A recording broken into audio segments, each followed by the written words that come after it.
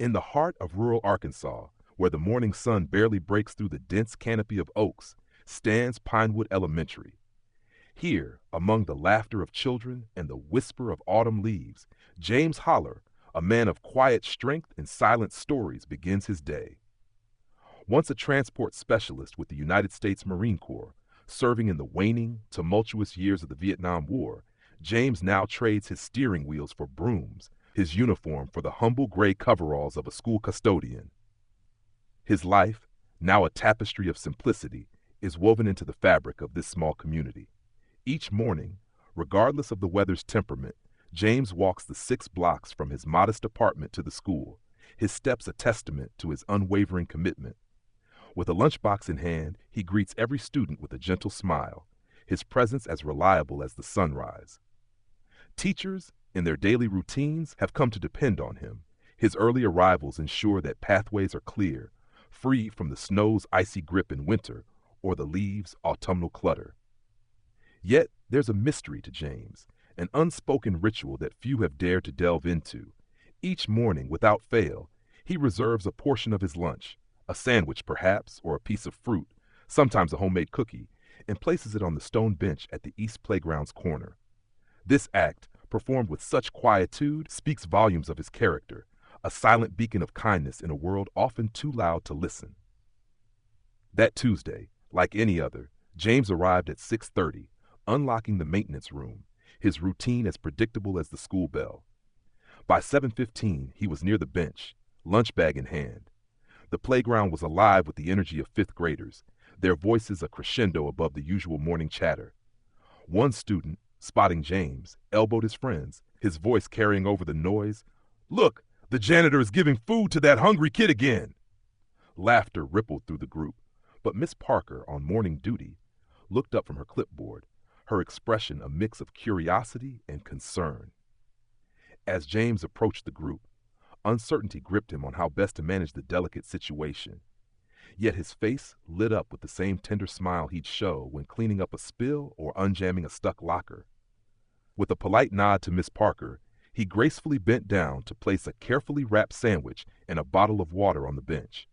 Then, without a word, he turned away, his cleaning cart rattling softly as he pushed it towards the gymnasium. The recipient of James's daily kindness was Lucas, a 9-year-old 4th grader whose solemn eyes told stories of hardship. His clothes, worn and slightly frayed, whispered tales of frequent moves and the upheaval of his parents' recent divorce. Unlike his peers whose lunchboxes brimmed with lovingly prepared meals, Lucas often had only a handful of stale crackers hidden in his pocket. Lucas was not one to ask for help. He never uttered a complaint. He would sit quietly at the edge of the classroom, his focus unwavering on his schoolwork, doing all he could to remain invisible. When the lunch bell chimed, he'd often excuse himself with a claim of not being hungry or having forgotten his lunch at home. For 3 months since Lucas had stepped into Pinewood, James had silently made sure the boy did not go a full day without nourishment. Their interaction was wordless, a silent pact sealed with the food left on a bench and a subtle nod from Lucas, always when he believed he was unseen. Miss Parker had taken note, as had Principal Winters, yet they chose to respect James's silent mission, recognizing it as more than just a gesture, but a profound connection between a compassionate custodian and a child needing more than mere academic aid. Little did they know, this simple act of sharing a meal was about to ripple through the school, touching hearts and halting routines, proving that sometimes a warm glance and a humble meal can indeed change a life. In the quiet dawn, while the world still slumbered, Lucas was there, perched on the school steps like a sentinel of solitude. By 7 a.m., when the sun just began to stretch its golden fingers across the playground, he was already lost in the pages of a worn, dog-eared book. Most students would dash in at the last chime of the bell, but not Lucas. He was always there, a solitary figure, his presence as constant as the morning itself. James, the school's custodian, was the first to acknowledge him each day. "Sleep well, kiddo?" He'd inquire, his voice a gentle rumble as he swept the entrance. Lucas, ever silent, would offer only a subtle nod or shake of his head, his eyes speaking volumes in the quietude of the morning. There was something profound in that simple exchange, a silent understanding that transcended mere words. The day after the playground incident, Lucas deviated from their unspoken routine. Instead of quietly accepting the food and retreating to his secluded corner, he approached the maintenance room during lunch. With a furtive glance, he slid a piece of paper under the door and scurried away, leaving behind a note that would change everything. James, returning from his work, found the note. His hands trembled as he unfolded it, revealing the careful, childlike scrawl. "Thank you for the sandwiches. My dad was a Marine too. I don't know if he's alive anymore, but you remind me of him." The words struck James like a soft, unexpected blow. Sitting on his metal stool, he felt his eyes moisten, a sensation he hadn't experienced since Vietnam, where he had learned to bury his emotions deep. The next morning, James prepared with a heart full of care. Instead of the usual leftover sandwich, he packed fresh turkey on homemade bread, an apple polished to a radiant sheen, and 2 still warm chocolate chip cookies. Each item was wrapped in crisp wax paper, a small gesture of love and respect. When Lucas found this special lunch in the usual spot, his eyes widened in surprise, and a smile, rare and fleeting, played on his lips. Here was more than just food. Here was a connection, a bridge built from kindness and remembrance. The boy's eyes welled up with tears as he savored each crumb, the care infused in the meal touching his heart deeply. For the remainder of the week, their ritual persisted, evolving subtly. Now, when Lucas caught sight of James across the schoolyard, he'd give a gentle wave, a silent acknowledgement. James would respond with a gesture, half salute, half tip of an imaginary hat, their connection deepening, unspoken yet profound. What remained a mystery to everyone at Pinewood Elementary was the true essence of these simple meals for Lucas. They were more than just sustenance. They were anchors of stability in a life that had been upended. The following Monday morning unfolded with its usual rhythm, students arriving, classes assembling, the school alive with the buzz of learning. James was in the midst of battling a stubborn stain in the cafeteria when the office intercom crackled to life. "Mr. Holler, please report to the front entrance." Wiping his hands on a rag, James was puzzled. In his 15 years at Pinewood, such summons during school hours were rare. As he approached the main doors, a peculiar stillness gripped the school. Students and teachers alike stood by the windows, their faces etched with confusion and awe. Outside, a convoy of 4 black SUVs, their government plates gleaming under the morning sun, had parked in the fire lane. Before the school entrance, 12 Marines stood in impeccable formation, their dress blue sharp, their faces solemn. James paused mid-stride, his heart racing with a sudden, visceral reaction he hadn't felt in years. The precision of their stance, the shine of their brass buttons, it all transported him back to another era, another life.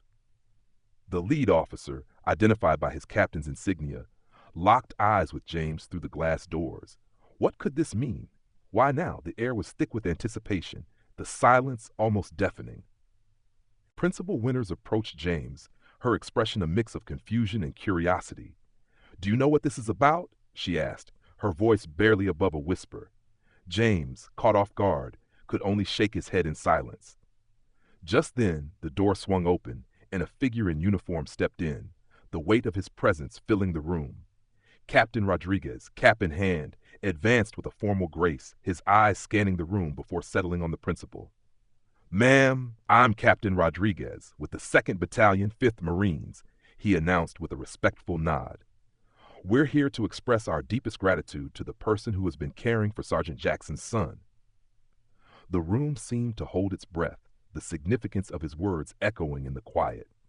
James stood rooted to the spot, a cleaning rag still gripped in his hand, his mind racing. Sergeant Nathan Jackson, killed in action in Fallujah, was a name that had lingered in his memory, a fellow Marine whose sacrifice was etched in the annals of their shared history. Continuing, Captain Rodriguez's voice softened.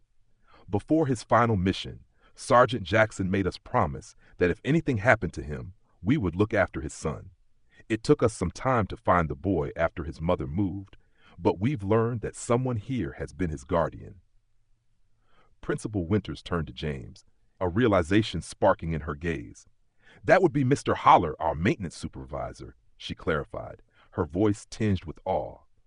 The captain's gaze locked onto James, assessing the man before him. "You were a Marine?" he inquired, the question more a statement of recognition. James gave a single nod, his voice steady despite the surprise. "Transport Division, 71 to 75. "Then you understand what it means when Marines make a promise to one of their own," Captain Rodriguez said, his tone imbued with a profound respect. "Sergeant Jackson saved many lives. We're here to honor his memory by thanking the man who's been caring for his son when we couldn't." The weight of the situation settled over James like a mantle. Lucas, the quiet boy with those sad, knowing eyes, was not just any child. Every shared sandwich, every moment of care was not merely an act of kindness. It was fulfilling a sacred duty to a brother in arms he had never known. Have you ever felt the profound gravity of such an unspoken bond? In a world often marked by its relentless pace and indifference, there are moments when an act of kindness reverberates through the heart of a community, pausing everyone in awe. Have you ever witnessed kindness erupt into a spectacle of profound beauty? Let me share with you a tale where a simple gesture blossomed into an extraordinary revelation. Lucas Jackson, a young boy, was not just any child. He was the son of Sergeant Nathan Jackson, a name that carried weight far beyond what anyone could fathom. Nathan was no ordinary Marine. He had been a part of the same transport unit that James, decades ago, had been instrumental in founding. Though years apart, they shared the same insignia, drove the same routes, and adhered to the same protocols that James had meticulously crafted during his service. Tragedy struck when Nathan, in a selfless act during a civilian evacuation, used his vehicle as a shield against enemy fire, ensuring the safety of refugee families. He died as he had lived, behind the wheel, a guardian till the very end.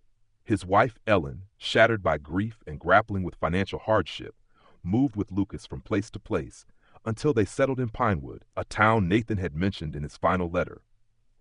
"If anything happens to me," he had penned, "take Lucas to Pinewood. There are good people there who understand what it means to serve." Ellen, overwhelmed by sorrow and the burdens of single parenthood, had not grasped the full significance of Pinewood, only that it was a place dear to Nathan's heart.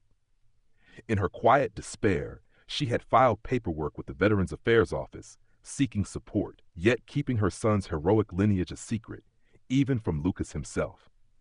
It was through these very records that Nathan's old unit finally traced them.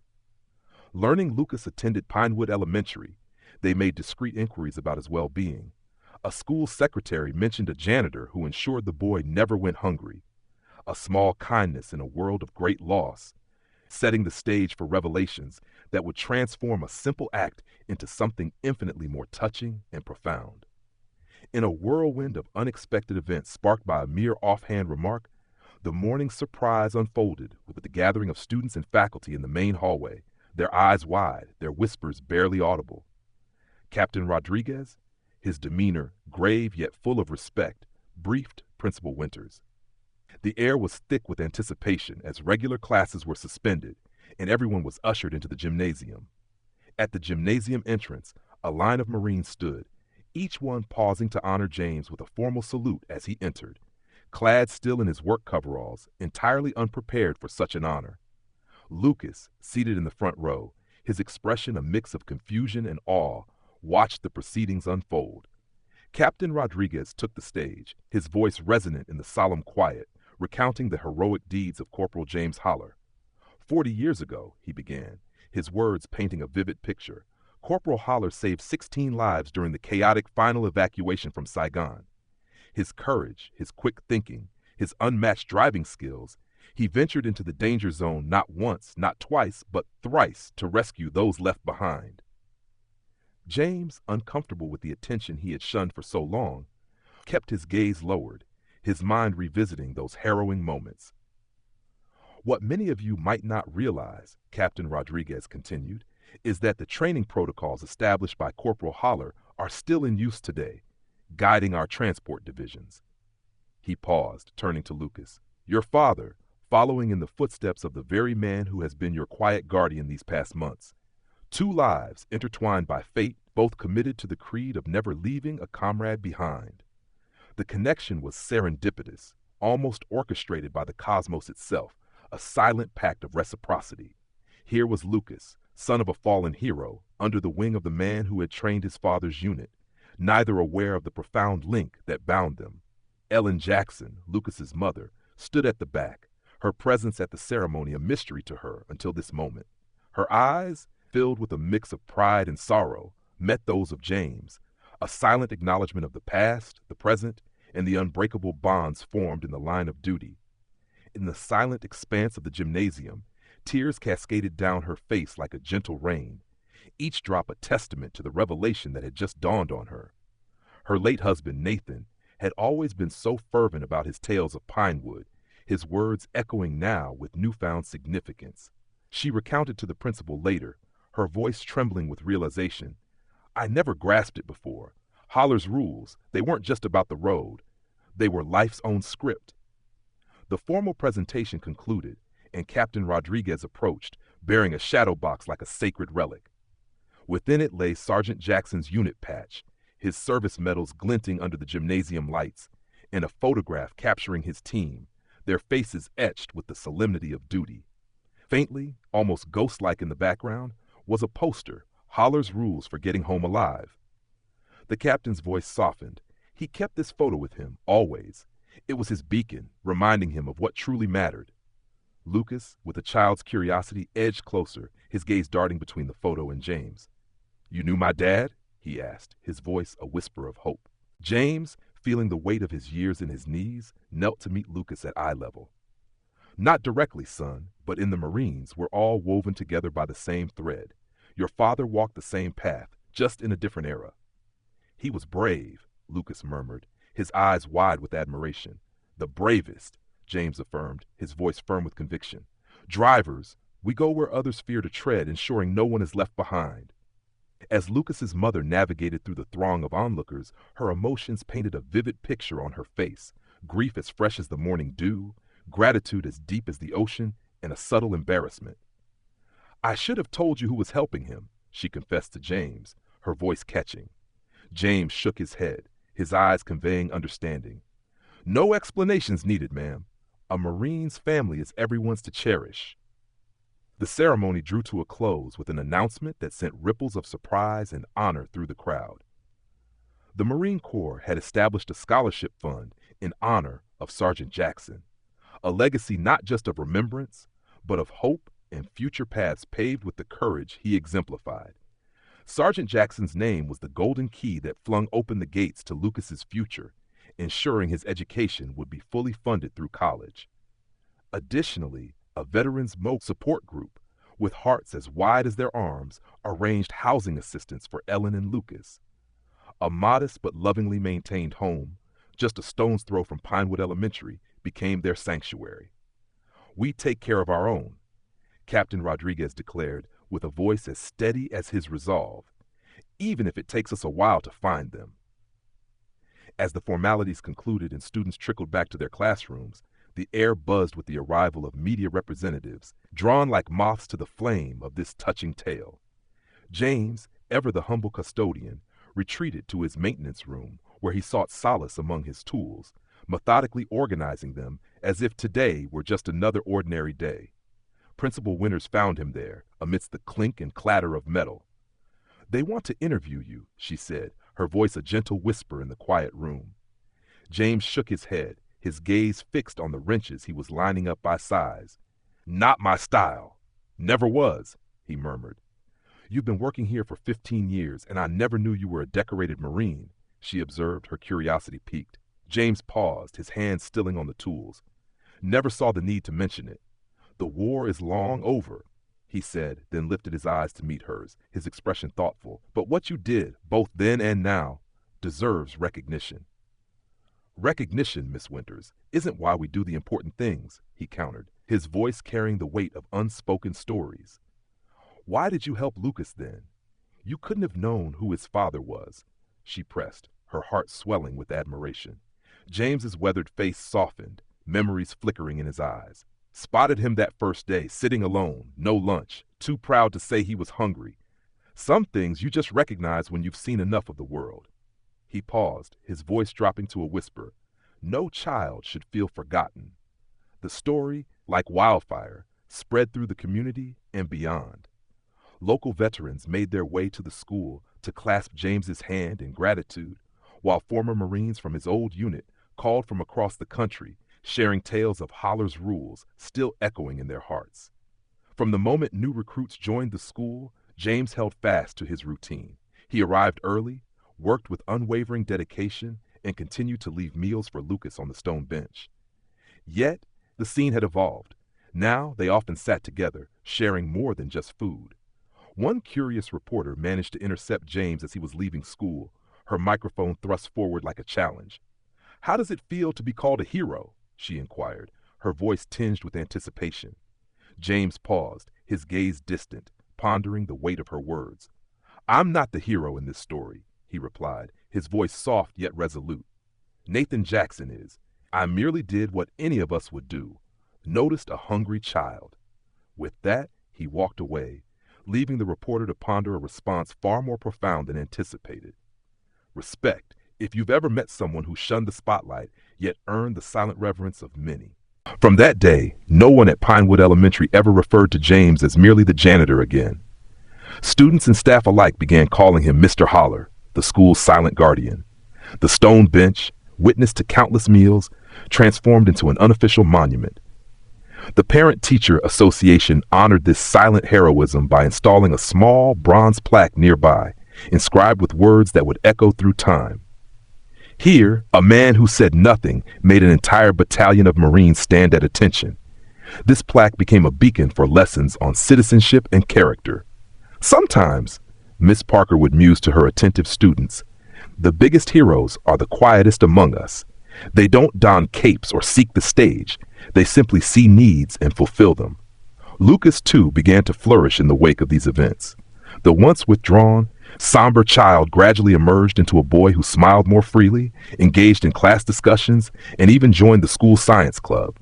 Each morning, he would arrive early, eager to assist James with simple tasks. Holding garbage bags open, wiping down lunch tables, his actions mirroring the quiet heroism he had come to admire. In the workshop, a tool shelf stood as a testament to the unspoken pact between James and Lucas. No one had assigned this task. It was an arrangement they had cultivated on their own, a symbol of their growing bond. James, ever the provider, continued to prepare extra meals, but now these meals were shared on the bench, sometimes in a silence filled with understanding, other times vibrant with Lucas's tales from school or his eager questions about the mysteries of machinery. "How does a transmission work?" Lucas inquired one crisp morning, his eyes wide with curiosity as they savored ham sandwiches. With a stick, James sketched the basic principles in the dust, his explanations as clear as the morning sky. These impromptu lessons often drew a crowd of curious onlookers, transforming James's lunch breaks into informal seminars on the wonders of mechanics. The promise made by the Marines was not forgotten. Members of Sergeant Jackson's unit took turns visiting Pinewood each month, ensuring Lucas and his mother were not alone in their journey. They repaired the home, escorted Ellen to job interviews until she found stable work, and made sure Lucas had ways to honor his father's memory in meaningful ways. Captain Rodriguez made a heartfelt return for the Veterans Day ceremony at the school, where James, despite his initial hesitation, was convinced to stand with other local veterans. The photograph of James and Lucas, both proudly wearing Marine Corps caps a size too large, became the emblem of a regional initiative supporting veterans' families. Ellen Jackson found solace in her new connections within the Marine community. "For the first year after Nathan died, I kept everything related to his service locked away," she confessed to James during their now monthly Sunday dinners at his apartment. "I thought it would be easier for Lucas not to know too much. I was wrong." James nodded, his face a map of empathy. "Grief makes us do strange things," he said softly, "but children need truth, given gently." Ellen smiled, her eyes glistening with unshed tears. "You've given him more than just food, James. You've given him a connection, a legacy, a sense of belonging." In the tapestry of his life, James found himself weaving a new thread, one that connected him to his father in ways he hadn't anticipated. Perhaps the most profound transformation was within James himself. This once solitary figure, who had trodden the path of life silently bearing the heft of his past, now began to share his reservoir of wisdom. At the behest of the principal, he crafted a basic vehicle maintenance course for the middle school students, not only teaching them hands-on skills, but also subtly instilling the values that had been his compass: thoroughness, responsibility, and a keen eye for those in need. 6 months after the Marine's visit, a letter arrived, its seal bearing the emblem of the Marine Corps Commandant. It was a formal acknowledgement that Holler's rules, those simple yet profound guidelines born from the urgency of wartime and polished through decades of experience, had been enshrined in the training manuals of all transport divisions. When queried about this honor, James, in his usual understated way, remarked, "They were never really my rules, just common sense you learn when people's lives are in your hands. Check your vehicle, watch the road ahead, remember who's riding with you." As the 1-year anniversary of what students now fondly called Marine Day approached, a modest ceremony was organized to unveil a new memorial garden at the school's edge. At its heart stood the original stone bench, now flanked by a flagpole proudly displaying both the American flag and the Marine Corps standard. During the dedication, Lucas, now taller and more self-assured, stood by James as the garden was christened the Jackson Holler Friendship Garden. Principal Winters, addressing the gathered crowd, spoke of two Marines whose paths never crossed, yet were linked by duty, honor, and a simple gesture of kindness. "This garden," he said, "is a testament to the fact that heroism often manifests in the ordinary acts of those who do what's right, even when the world isn't watching." James continues his dedicated work at Pinewood Elementary, his routine as unwavering as the sunrise, yet subtly transformed. He arrives early, leaves late, and maintains the school with a care that borders on reverence. However, amidst the unchanged, a new ritual has blossomed. At lunch, he no longer sits alone or just with Lucas. Now he shares his simple stone bench with any student in need of companionship or a listening ear. This unassuming spot has evolved into a sanctuary, a silent haven where children, often invisible in the hustle of school life, find solace.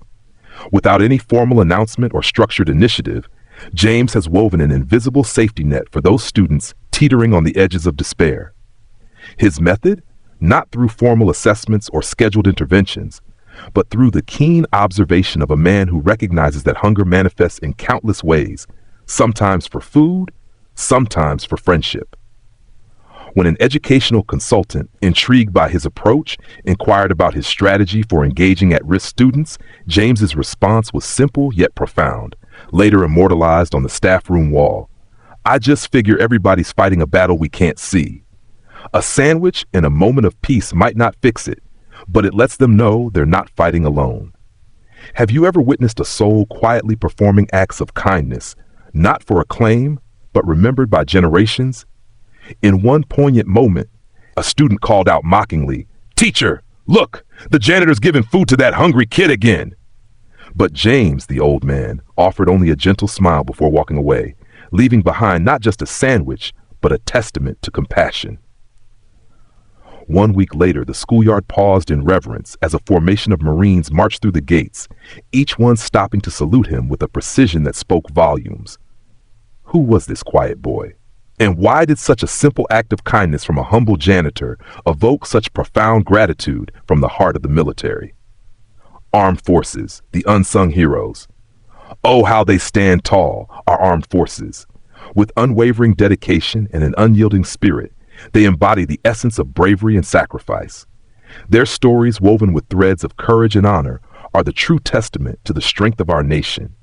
As we draw this heartfelt journey to a close, let us take a moment to reflect upon the profound impact of these valiant souls.